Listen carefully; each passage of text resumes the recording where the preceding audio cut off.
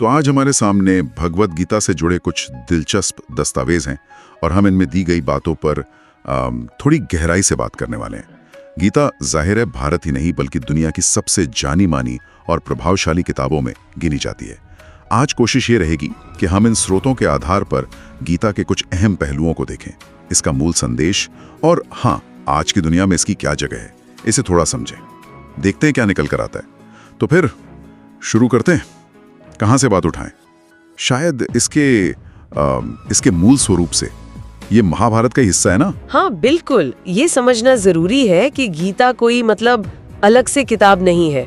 ये विशाल महाभारत महाकाव्य का ही एक बहुत महत्वपूर्ण हिस्सा है। भीष्म पर्व के अध्याय 23 से लेकर 40 तक इसमें कुल मिला के 18 अध्याय हैं और करीब 700 श्लोक। अच्छा।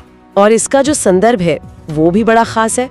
ये कोई शांत आश्रम में दिया गया उपदेश नहीं है। ये तो कुरुक्षेत्र के युद्ध मैदान के बीचों बीच भगवान श्री कृष्ण और महान योद्धा अर्जुन के बीच हुआ एक संवाद है। युद्ध के मैदान में? हाँ, और ये शुरू तब होता है जब अर्जुन अपने ही रिश्तेदारों के खिलाफ लड़ने के विचार से वो एक गहरे भावनात्मक और नैतिक संकट में पड़ जाते हैं। अच्छा। अपने कर्तव्य को लेकर बिल्कुल भ्रमित हो जाते हैं। अच्छा। इसीलिए इसे अक्सर सिर्फ धर्म ग्रंथ नहीं कहते, इसे योग शास्त्र या जीवन जीने की कला सिखाने वाला ग्रंथ भी कहा जाता है। युद्ध के मैदान में जीवन का दर्शन, ये अपने आप में ही बहुत नाटकीय और गहरा लगता है। हाँ।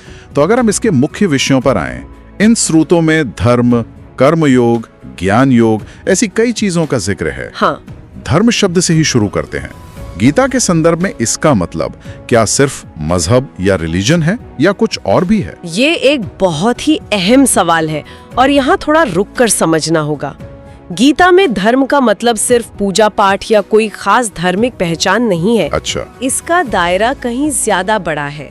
ये व्यक्ति के स्वाभाविक कर्तव्य, उसकी जिम्मेदारियां, उसका सही आचरण, नैतिक विधान, इन सब से जुड़ा है। जैसे एक सैनिक का धर्म है रक्षा करना, एक शिक्षक का सिखाना। गीता कहती है कि हर किसी को अपना स्वधर्म पहचानना चाहिए, मतलब जो उसका स्वाभाविक कर्तव्य है। राइट। और उसे निभाना चाहिए, चाहे वो मुश्किल ही क्यों न लगे। ठीक है। और इसी समझ से फिर कर्म योग का सिद्धांत निकलता है। अच्छा, तो धर्म मतलब वह सही कर्म करना, अपना कर्तव्य निभाना, और फिर ये कर्म योग, ये क्या है? क्या इसका मतलब है बस काम करते रहो? कर्म योग इससे थोड़ा कह सकते हैं ज्यादा गहरा है। ये सिर्फ काम करना नहीं है, बल्कि काम कैसे करना है इस पर जोर देता है। अच्छा, कैसे? इसका मूल सिद्धांत है अपना कर्तव्य, अपना काम पूरी क्षमता और ईमानदारी से करो, लेकिन उसके फल या परिणाम में आसक्ति मत रखो। मतलब? उससे चिपको मत। हाँ। सफलता मिले या असफलता, आपका ध्यान कर्म की गुणवत्ता पर होना चाहिए, न कि उसके नतीजे पर। हाँ, ये निस्वार्थ कर्म का मार्ग है। हाँ, ये निस्वार्थ कर्म का मार्ग है। ये हमें चिंता, मोह और अहंकार से मुक्त करने में मदद करता है, ऐसा माना जाता है। गीता कहती है कर्म पर ही तुम्हारा अधिकार है, फल पर तुम्हारा नियंत्रण है ही नहीं। ये सुनने में जितना सरल लगता है, अपनाने में शायद उतना ही मुश्किल होगा। फल की इच्छा किए बिना काम करना। खैर, अच्छा, कर्मयोग के अलावा ज्ञान योग, भक्ति योग, सांख्य योग का भी जिक्र है। क्या ये बिल्कुल अलग अलग रास्ते हैं या एक ही मंजिल तक पहुंचने के अलग अलग तरीके? ये बहुत अच्छा सवाल पूछा आपने।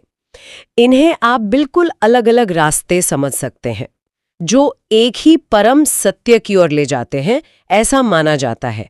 लेकिन ये अलग अलग स्वभाव और प्रवृत्ति के लोगों के लिए है। जैसे ज्ञान योग, ये बुद्धि और विवेक का मार्ग है। इसमें ये समझने पर जोर है कि आत्मा क्या है, परमात्मा क्या है, जिसे ब्रह्म भी कहा गया है। ये दुनिया कैसे बनी है, इसका असली रूप क्या है। ये विश्लेषण और आत्मचिंतन का रास्ता है। बुद्धि का मार्ग। हाँ, और वहीं भक्ति योग जो है वो भावना और समर्पण का मार्ग है। इसमें ईश्वर के प्रति अटूट श्रद्धा, प्रेम और पूर्ण समर्पण, ये मुख्य चीजें हैं। यहाँ तर्क से ज्यादा विश्वास और अनुभव मायने रखता है। अच्छा, और सांख्य योग? हाँ, सांख्य योग जैसा आपने पूछा, वो चीजों को विश्लेषण करके समझने पर जोर देता है। खास तौर पर आत्मा और प्रकृति, यानी हमारा शरीर और ये संसार, इनके बीच जो मौलिक अंतर है उसे समझना कि आत्मा चेतन है, शाश्वत है, जबकि प्रकृति जड़ है, बदलती रहती है। तो इसका मतलब ये हुआ कि गीता किसी एक रास्ते को ही सबसे अच्छा नहीं कहती, सबको जगह देती है। बिल्कुल, यही तो इसकी खूबसूरती है। गीता इन सभी मार्गों को सामने रखती है और कहती है कि व्यक्ति अपनी प्रकृति के अनुसार इनमें से कोई भी चुन सकता है, बल्कि कई बार तो ये रास्ते एक दूसरे में मिल भी जाते हैं। अच्छा, कैसे? जैसे कोई ज्ञानी भक्त हो सकता है या कोई कर्मयोगी ज्ञान और भक्ति दोनों का सहारा ले सकता है। ये एक तरह का कह सकते हैं आध्यात्मिक लोकतंत्र है, जहां हर किसी के लिए अपनी जगह है। ये दिलचस्प है कि इसमें इतनी गुंजाइश रखी गई है। अब कुछ मशहूर संदेशों की बात करते हैं। वो कर्म वाला श्लोक तो शायद सबसे ज्यादा लोग जानते हैं। हाँ, अब जरूर। कर्मण्येवाधिकारस्ते मा फलेषु कदाचन की बात कर रहे हैं। हाँ, वही। पूरा श्लोक है कर्मण्येवाधिकारस्ते मा फलेषु कदाचन मा कर्म फल हेतुर्भूर माते संगोस्थ कर्मणि। इसका सीधा सा मतलब है कर्म करने में ही तुम्हारा अधिकार है, उसके फलों में कभी नहीं। इसलिए तुम कर्मों के फल की इच्छा से कर्म मत करो और ना ही कर्म ना करने में तुम्हारी आसक्ति हो। ये सिर्फ कर्म करने की प्रेरणा नहीं है, बल्कि कर्म के प्रति सही रवैया क्या हो ये बताता है। सही रवैया? हाँ, कि हम प्रक्रिया पर ध्यान दें, नतीजे पर नहीं। आज की दुनिया में जहां नतीजों का दबाव इतना ज्यादा है, बिल्कुल, ये सिद्धांत मानसिक संतुलन बनाए रखने में बहुत मददगार हो सकता है। हाँ, ये तो आज के परफॉर्मेंस कल्चर के लिए एक तरह का तोड़ लगता है। अच्छा, एक और प्रसिद्ध श्लोक अवतार लेने के बारे में है, उसका भी जिक्र है इन पेपर्स में। उसका क्या संदर्भ महत्व है? आप शायद यदा यदा ही धर्मस्य ग्लानिर्भवति भारत वाले श्लोक की बात कर रहे हैं। हाँ, शायद वही है। जी, पूरा श्लोक है यदा यदा ही धर्मस्य ग्लानिर्भवति भारत अभ्युत्थानमधर्मस्य तदात्मानं सृजाम्यहम् परित्राणाय साधूनां विनाशाय च दुष्कृतां धर्म संस्थापनार्थाय संभवामि युगे युगे। इसका अर्थ क्या हुआ? इसका अर्थ है कि जब जब धर्म मतलब नैतिकता, सदाचार, न्याय इसकी हानि होती है और अधर्म यानी अन्याय और अनैतिकता बढ़ता है, तब तब मैं यानी ईश्वर स्वयं को प्रकट करता हूँ, सज्जनों की रक्षा करने, दुष्टों का विनाश करने और धर्म की फिर से स्थापना करने के लिए मैं हर युग में अवतार लेता हूँ। हर युग में? हाँ, ये एक तरह का आश्वासन है, एक उम्मीद कि जब बुराई बहुत बढ़ जाती है तो संतुलन बनाने के लिए दैवीय शक्ति हस्तक्षेप करती है। ये व्यवस्था और न्याय में विश्वास बनाए रखने में मदद करता है। ये वाकई एक शक्तिशाली आश्वासन है, खासकर मुश्किल समय के लिए। अब आत्मा की बात करते हैं। ये भी गीता का एक बहुत ही केंद्रीय विषय लगता है मुझे। आत्मा के बारे में क्या खास बताया गया है? गीता आत्मा के स्वरूप पर बहुत जोर देती है। एक बहुत मशहूर श्लोक है, नैनम छिंदन्ति शस्त्राणि नैनम दहति पावकः न चैनम क्लेदयन्त्यापो न शोषयति मारुतः। हाँ, ये तो सुना है। इसका मतलब है कि इस आत्मा को न हथियार काट सकते हैं, न आग जला सकती है, न पानी गीला कर सकता है और न ही हवा सुखा सकती है। अच्छा। गीता कहती है कि आत्मा अजर है, अमर है, शाश्वत है, न जायते म्रियते वा कदाचित। ये न कभी जन्म लेती है और न कभी मरती है। तो फिर शरीर बदलता है। जैसे हम पुराने कपड़े बदलकर नए पहन लेते हैं, वैसे ही आत्मा एक शरीर छोड़कर दूसरा धारण कर लेती है। ये ज्ञान मृत्यु के भय को कम करने और जीवन की नश्वरता के बीच एक स्थायी तत्व को पहचानने में मदद करता है। ये हमें चीजों को एक बड़े नजरिए से देखने की दृष्टि देता है। तो ये सिर्फ दार्शनिक बातें नहीं हैं, इनका एक मनोवैज्ञानिक असर भी है। भय और शोक से निपटने में मदद मिल सकती है। अच्छा, ये भी कहा जाता है कि गीता सिर्फ पूजा पाठ की किताब नहीं है, बल्कि जीवन जीने की एक पूरी कला सिखाती है। इस पहलू पर थोड़ा और बताइए। बिल्कुल, इसकी सबसे बड़ी खासियत शायद यही है कि ये आध्यात्मिकता को जीवन के व्यवहारिक पहलुओं से जोड़ती है। ये पलायनवाद नहीं सिखाती कि सब कुछ छोड़कर जंगल चले जाओ, बल्कि ये कहती है कि संसार में रहते हुए अपनी जिम्मेदारियां निभाते हुए भी आध्यात्मिक रूप से कैसे जिया जा सकता है। इसके सिद्धांत सिर्फ मंदिर या पूजा घर तक ही सीमित नहीं है। तो कहाँ लागू होते हैं? इन्हें आप अपने काम में, अपने रिश्तों में, फैसले लेने में, मतलब जीवन के हर पहलू में लागू कर सकते हैं। ये कर्म, एक्शन, ज्ञान, नॉलेज और भक्ति, डिवोशन के बीच एक संतुलन बनाने का तरीका बताती है। इसीलिए इसे एक समग्र जीवन दर्शन कहा जा सकता है। तो ये जीवन को अलग अलग हिस्सों में नहीं देखती बल्कि एक पूरी इकाई मानती हाँ, है। बिल्कुल। ये मानती है कि हमारा बाहरी जीवन, हमारे कर्म, हमारे रिश्ते और हमारा आंतरिक जीवन, हमारे विचार, भावनाएं, आध्यात्मिकता, ये सब एक दूसरे से गहरे जुड़े हुए हैं और एक दूसरे को प्रभावित भी करते हैं। इसीलिए गीता के सिद्धांत किसी एक क्षेत्र तक सीमित न होकर जीवन के हर आयाम में जरूरी लगते हैं, चाहे वो कोई व्यक्तिगत नैतिक दुविधा हो या सामाजिक जिम्मेदारी। और दुनिया भर में इसका कैसा असर रहा? क्या सिर्फ भारत में ही से महत्व मिला या बाहर भी लोगों ने इसे अपनाया? इन स्रोतों में कुछ वैश्विक हस्तियों का जिक्र भी था। इसका प्रभाव तो वाकई में वैश्विक रहा है। महात्मा गांधी तो गीता को अपनी आध्यात्मिक माँ कहते थे। अच्छा। हाँ, और रोजाना उसका पाठ करते थे। उनके जो अहिंसा और सत्याग्रह के विचार थे, उन पर गीता के कर्मयोग और अनासक्ति के सिद्धांत का बहुत गहरा असर था। और पश्चिम में भी Henry David Thoreau, Ralph Waldo Emerson जैसे विचारक थे।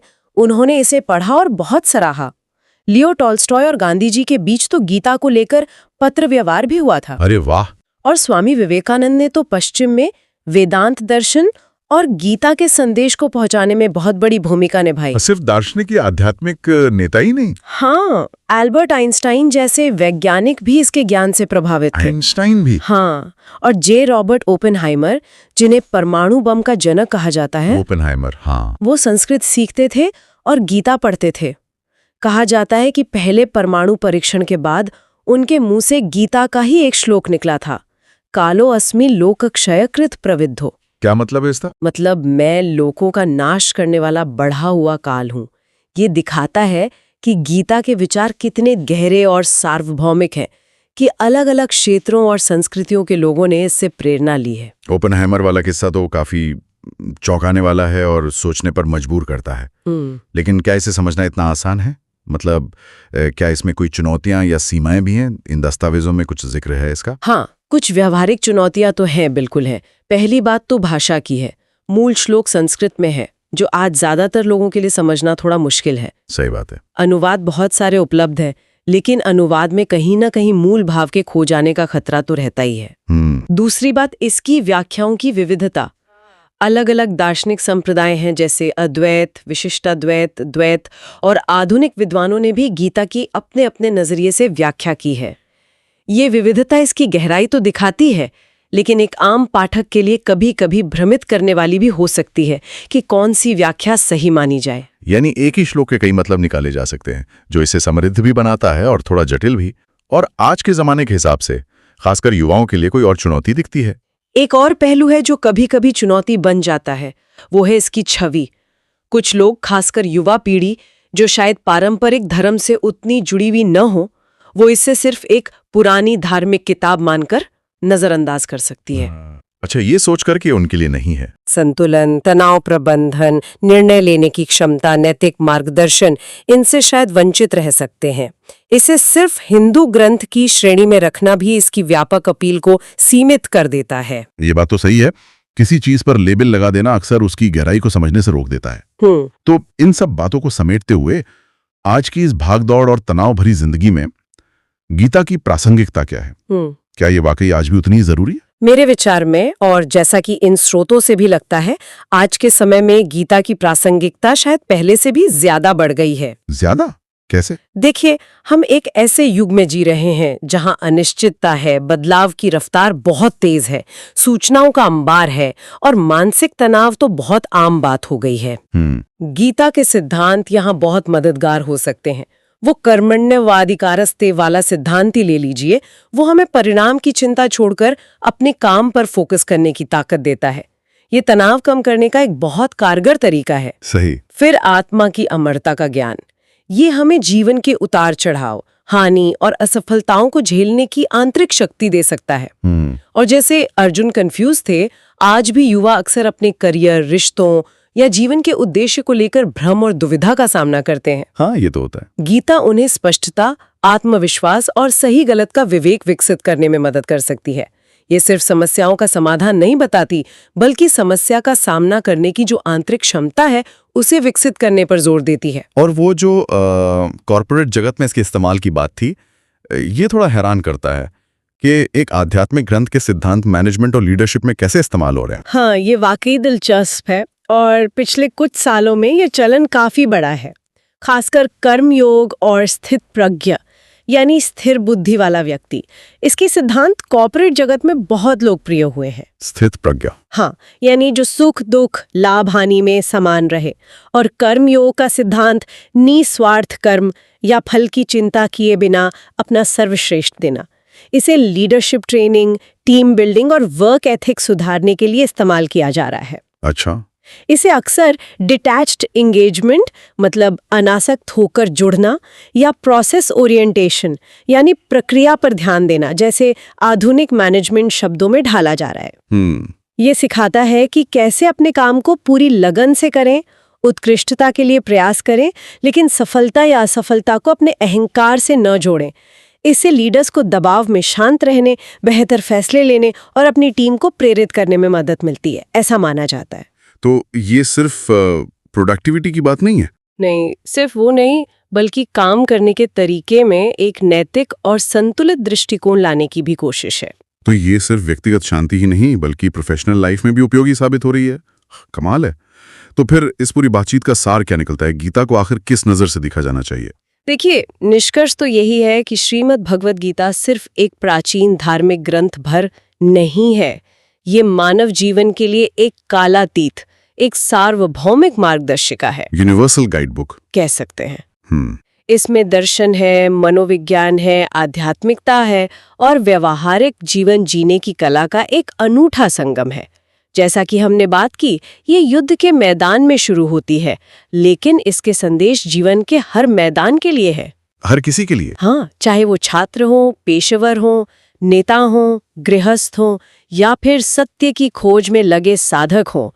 ये हमें सिखाती है कि कैसे बाहरी दुनिया की चुनौतियों का सामना करते हुए अपने आंतरिक संतुलन को बनाए रखा जाए।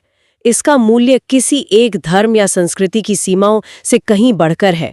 ये वाकई में, जैसा कहा जाता है, जीवन जीने की कला सिखाती है। ये विश्लेषण वाकई बहुत सी परतों को खोलता है। गीता को सिर्फ श्लोकों के संग्रह के बजाय एक जीवंत संवाद और व्यवहारिक गाइड के रूप में देखना ज्यादा सार्थक लगता है।